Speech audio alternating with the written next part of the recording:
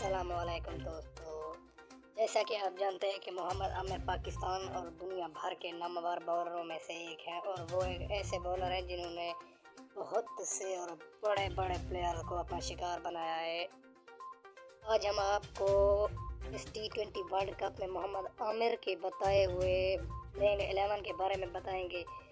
तो जी चलिए तफसील की जानब चलते हैं। मोहम्मद आमिर ने सबसे पहले फ़खर जमान का और दूसरे नंबर पर रिजवान, तीसरे नंबर पर बाबर आजम, चौथे नंबर पर शोएब मलिक, पाँचवें नंबर पर शादाब खान और छठे नंबर पर है हफीज़। उनके मुताबिक सातवें नंबर पर हैदर अली और आठवें नंबर पर शाहीन शाह अफरीदी और नौवें नंबर पर इमाद वसीम और 10वें नंबर पर हसन अली और 11वें नंबर पर शहनवाज खानी है।